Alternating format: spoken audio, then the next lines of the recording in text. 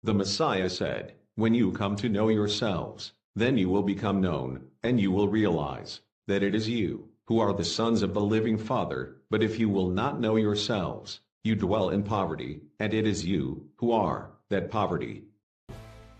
At dahil po sa pagsuway ni Saul, ay sinabi ng Aba na sa inyong pagsuway, ibibigay ko kayo sa inyong mga kaaway. Dahil sa ginawa po nila, na ibinigay at isinako po sila ng ating ang kanilang mga kaaway. At ganoon din po naman sa ating mga ninuno noon, sinakop din sila. Dahil ba sa pagsakop na yon ay dahil sa kanilang pagsuway at sa nga panahon ito ay inire-revive po natin ang kingdom ng ating alahayam dahil po ba tayo ay nagpasakop na sa kalooban ng ating Aba? Sumunod na po ba tayo sa kanyang salita? Covenant, yan po. Okay. Opo. Magandang gabi sa inyong lahat, mga kapatid. Ako'y natutuwa na makita kayo ngayon. Nag-aaral, sanay, umaattend ng training. At ako'y ang paumanhin sa lahat kung hindi sa lahat ng pagkakataon na nag-training ako ay nakakapunta gawa ng napakarami ko pong kailangang harapin gawin. So, ang pagsasanay ay pinapaubaya ko na sa priesthood dahil may mas mahalagang mga dapat gawin. I mean, mga urgent, mga na kailangan ako talaga ang humarap. Ako talaga ang gagawa. Ngayon, natutuwa ako dun sa tanong at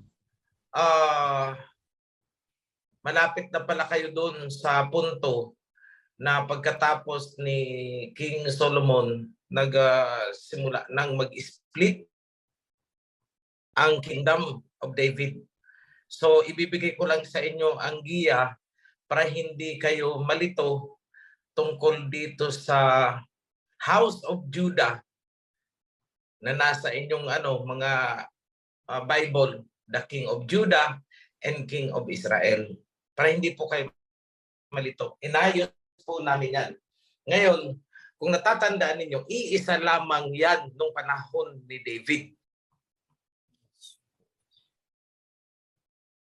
At ang tawag dyan ay House of David. Yata, opo. Iisa lang yan. Walang Southern, walang Northern, walang King of Israel, walang King of Judah. Iisa lang yan. House of David. Na ang kingship ay kay David. The throne of David. Iisa lang. For all. Ngayon, paglipas ng panahon, after na mawala si King Solomon, doon na nagsimulang mabitak. Nag-i-split na. At nabuo ang House of Judah, kaya nagkaroon ng King of Judah at nagkaroon ng King of Israel. Ngayon, ito ang tanong ko sa inyo. Sino ba si Israel? Bakit nagkaroon ng King of Israel at nagkaroon ng King of Judah? Si Judah ba ay hindi Israel? Bakit tinawag na lang siyang King of Judah? Di ba may mali sa nomenclature?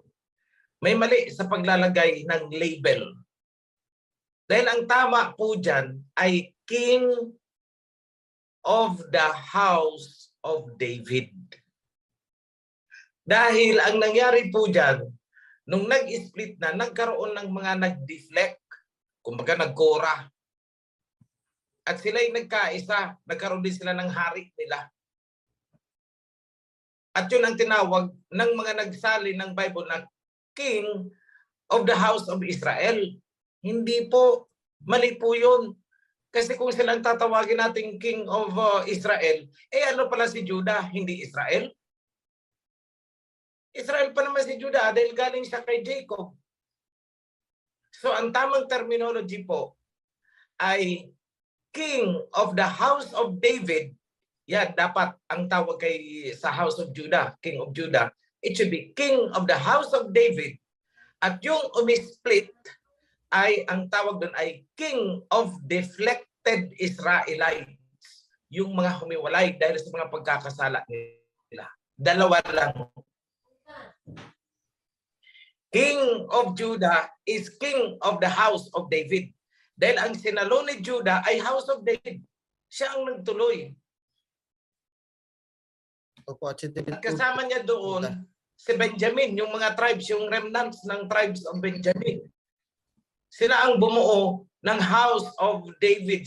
Kaya sila yung sabi nila is house king of Judah. No, it should be king of the house of David. Dahil nagpasalin-salin ang trono ni David down to Solomon and down hanggang sa yung tinawag na nag-split na, yun ang mainstay, yun talaga ang legal, kumbaga. Tapos may nagkokodita, nagle. At tinawag nila ang sarili na House of Israel, the King of Israel. Mali po. King of Deflected, Rebellious Israelites yun. Yung 10. So all throughout, pag binasa po ninyo ito, nagsimula yan sa Kings onwards. Dalawa lang po yan. Wala tayong pag-uusapan na King of Israel and King of Judah dahil nandun ang confusion. King of the house of David and King of the rebellious Israelites.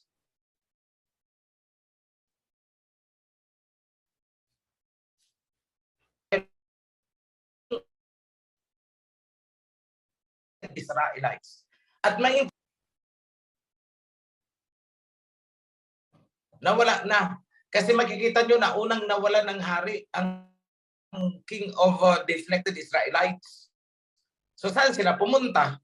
Nag-merge na ulit sila doon sa king of the house of David.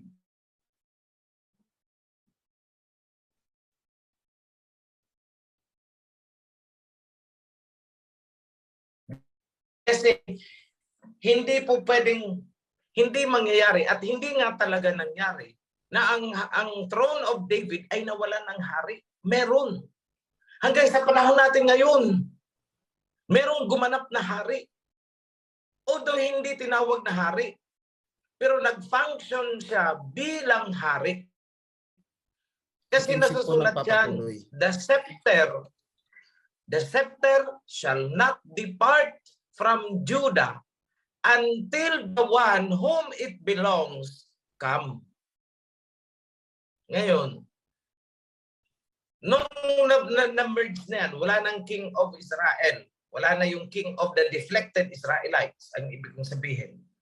Ang naiwan is king of the house of David. Yun yung king of Judah na sabi. Ganyan doon yan kay Hezekiah onward. Hindi ko ma-recall kung sino ang last king of the house of David. Yung sinasabing king of Judah. Bago dumating ang Messiah. Dahil ang pagkakawala ng house of David ay noong pumasok na ang mga Romans. Sila na ang naghari doon sa Jerusalem. At naitsapwera na nga yung house of David. Sila na ang mga nasa gigilid. At ang mayani na ay yung mga dayuhan.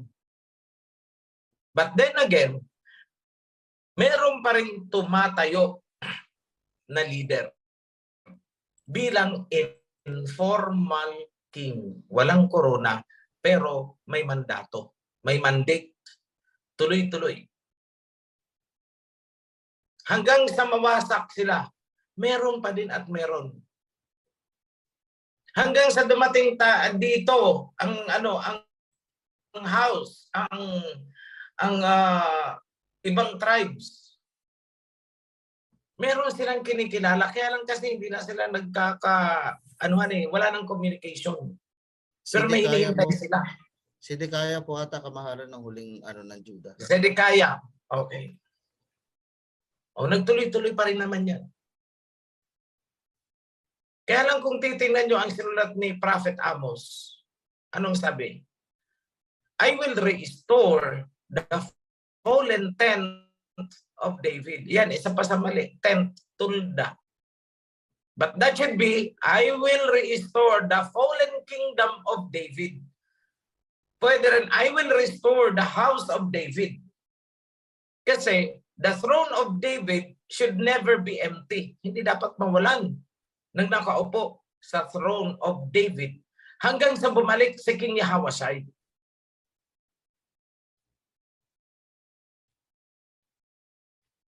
Kaya nga, ang sabi ni Messiah Hawashai noon, seek ye first the kingdom.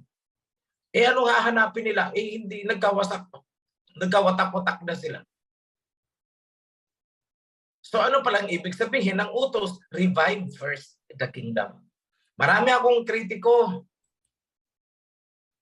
Bakit ko na pinalitan?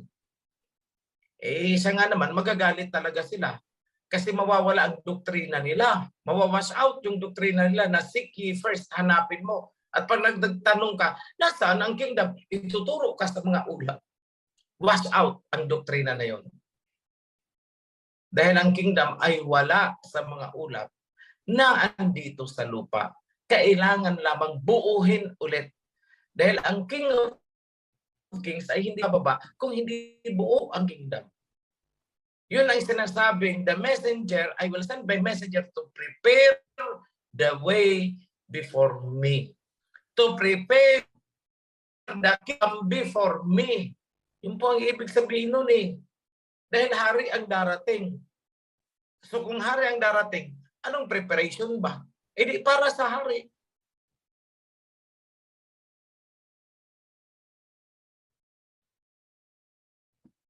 Yan ang hindi nila naintindihan. Ngayon, ito I have to be honest sa inyong lahat. And as I am always honest, hindi ako nag-claim ng kung ano-anong titulo. Ayaw na ayaw ko nga eh. Dahil ang sakit na ng ulo ko, sa totoo lang, laging ubos ang sanitary bomb cutting ko sa mga kinakaharap ko. But anyway, I started on YouTube lang. Alam ninyong lahat yan. Wala pa akong kaalam-alam noon na ang ginagawa ko pala ay bilang mensahero. Then may isang galing sa Bohol. Ibinigay niya ang verse ng Isaiah 54:17. The heritage, the righteous heritage. Sumunod na ibinigay ay yung sa ibong mandaragit. Sabi ko, teka lang, magagalit sa atin yan. Ang mga alam na ninyo, itong may ibong mandaragit. Hinayaan ko lang. Then later on, yung core group na unang nabuo noon, sinabi nila sa akin, ikaw ang messenger na sinasabi sa Malakay, ha? Sabi ko, hindi ko pa nababasa ang Malakay eh. So it took 6 months or mahigit bago ko natanggap sa sarili ko na ako nga talaga siguro ang mensahero. May siguro pa yun, may pasubali pa yun. Pero ang biling ko sa kanila, wag na lang kayong maingay. Kung yan ang paniniwala nyo, sige, hindi ko na kayo didiskusyonin. Pero wag na kayong maingay kasi ayoko ng mga ganyang titulo. Magkakasala lamang tayo pare-pareho yan. That's what I told them. Binabasa nila sa akin, I will send my messenger to prepare the way before me. Tapos, sabi doon is, he will sit as a refiner. I-refine ang priesthood. Eh, nagulat ako. Sabi ko, sino nga ba ang nag-revive ng priesthood? Wala namang nag-revive ng priesthood worldwide. Wala eh. Ako. Hindi ako nagbubuhat ng bangko. That is a fact. Isang katotohanan. Then, Yahweh will enter the temple. So dapat pala may tempo. Eh, hindi ko pa man ito nababasa. Gusto ko na talagang magpatayo ng tempo. Yung talagang direction. Although hindi ko alam kung paano. Wala namang pera.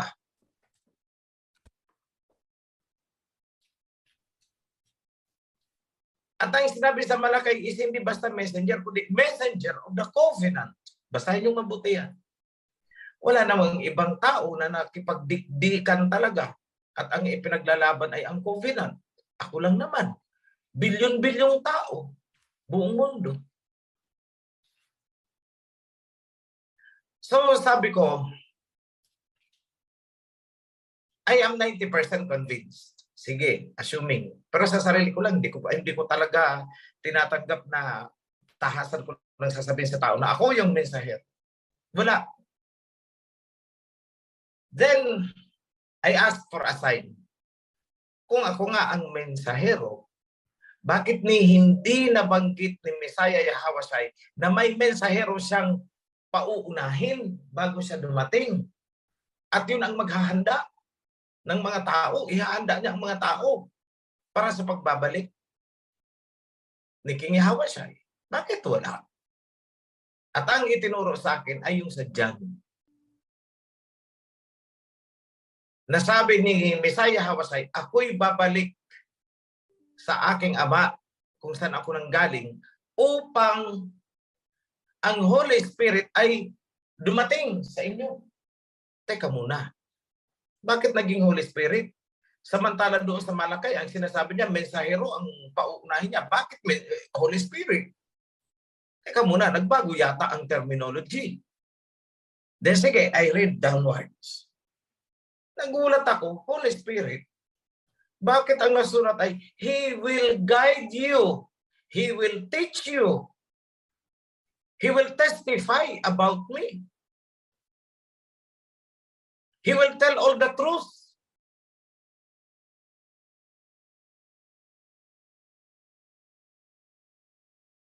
So, sabi ko, teka muna.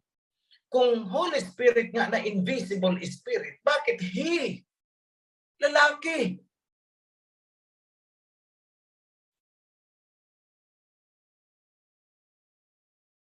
Sa Old Testament, ang sinasabi, I will send my messenger to prepare the way before me. Ihahanda yung mga tao, facilities, etc. Provisions. Tapos pagdating dito, sa New Testament, naging invisible na espiritu. Pero nilalagyan naman nila ng persona. At ang nakagay ay He. Kailan pa naging lalaki ang Holy Spirit? Di ba mali? Yeah. And I realized na ang sinasabi ni Messiah Yahawashai na isusugo niya ay hindi invisible spirit, kundi ang kanyang mensahero na sinabi niya noon pa sa Malakay chapter 3.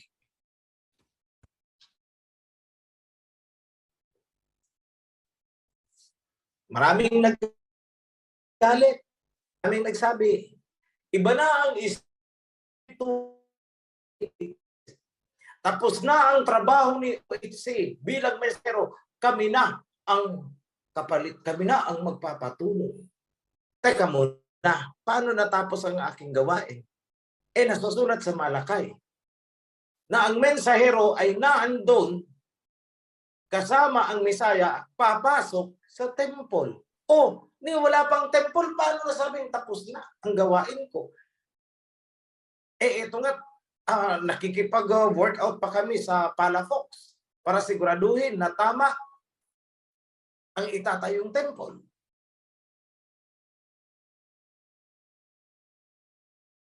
At pumasok na ang katakot-takot na paninira. Ngayon, ano bang ini-imagine niyo sa isang mensahero? Sa kapanahonan ng Messiah, ang mensahero ay sumasakay sa kabayo. At siya ang naghahatid ng balita at mensahe. Pero pagdating sa Book of Revelation, may inilarawan. Binuksan ni King Yahawashai ang seal of the scroll. At ang una niyang sinugo, nakasakay sa puting kabayo, mensahero, na binigyan ng korona, naging king.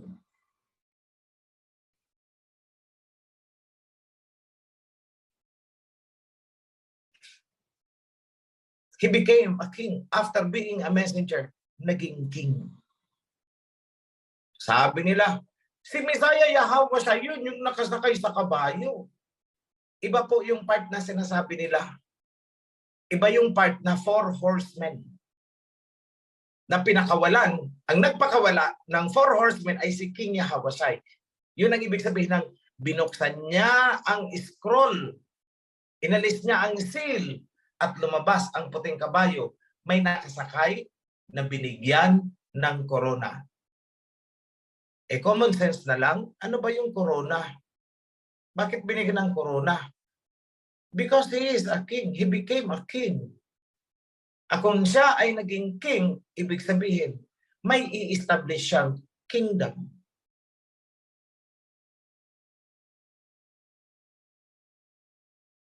Kingdom, the house of David will be revived.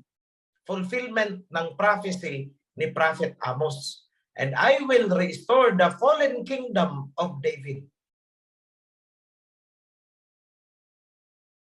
Fulfillment din ng nasusulat, the throne of David will never be empty. Ang trono ni David ay hindi mababakante. And so there has to be a king. Ngayon ko sinasabi yan, dahil tanggap ko naman na sa sarili ko Pero hindi ko ipresenta ang sarili ko na ako ang maging king. Dahil kung psychiatrist ang sasabihan mo niyan, delusions of grandeur yan. Paiinumin ka ng mga major tranquilizer. Hindi po. Mga tao, iba't ibang tao na nakakaharap ko, sila ang nagsabi na ikaw ang king. Hindi po ako. Yung idea na magkakaroon ng king ay hindi po galing sa akin. Saksi si Abba Yahweh. Si King Yahweh siya. Malinis ang puso ko. Hindi ko pinangarap kahit sa panaginip ang maupo sa trono. Hindi ko pinangarap na magsuknong sa ulo ko ng 5 kilong corona kahit pa yan ay ginto ang bigat niyan. Maraming gustong maging king. Hindi, sila na. Kayo na. Pero bakit walang sumusunod na tao sa inyo? Kung hindi pa sa mga paninira at mga lahat na ng chismis. Ayun, mga followers nila, mga chismosa na mahilig sa chismis. Yun ang nagsunuran dito sa mga nagkura at mga nagkukap. Yung pinagkakaabalahan nila ay chismis. Laban kay OHC. Pero may itinuturo bang tama? Wala. Wala. Yung pinaka-bonding moments nila ay ang chismis tungkol kay OHC. Kayo mismo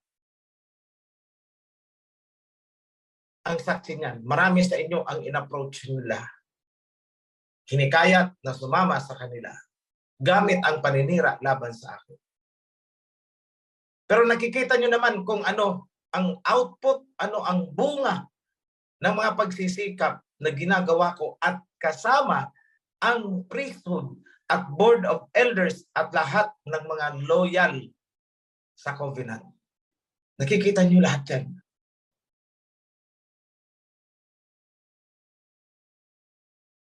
Yan ang sinasabi na prepare the way before me. Priesthood, temple, covenant. 3 very critical na dapat ihanda bago siya bumalik. Ngayon, sa mga kumukontra dyan, di ko naman pinipilit na sang-ayunan ninyo ako. Pero ito lang ang isang sasabihin ko. Kung hindi ako, sino sa bilyong-bilyong tao ang gumawa ng ginagawa ko? Bilyong-bilyong tao sa buong mundo. Sino ang gumagawa ng paghahanda na ginagawa ko? Yung mga nagsumputan na sila daw ang tama, sila ang mas marunong, sila daw ang lahat na gustong angkinin. Isa lang naman ang tanong na ipasagot ninyo sa kanila, utang na loob.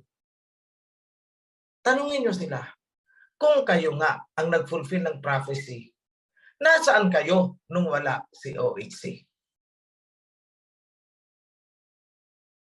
Pag tinanong niyo yan, the truth will set you free. Yan lang po. Be blessed everyone in the name of Abba Yahweh and King Yahweh Shai. Back to the priest. Thank you. Yada. Alawaya, Ang alahayam. kamahalan. Yada.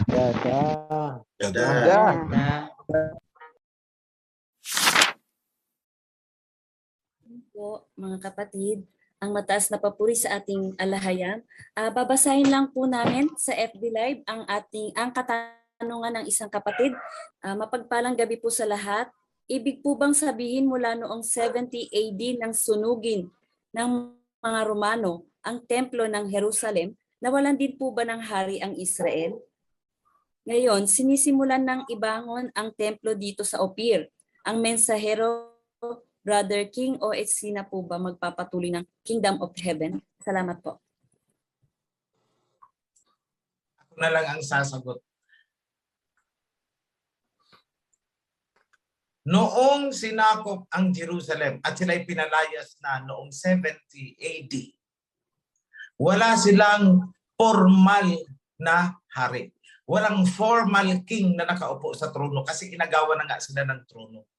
Pero merong leader, merong namumuno. Dahil naandyan pa rin ang kanilang tradisyon na tribal.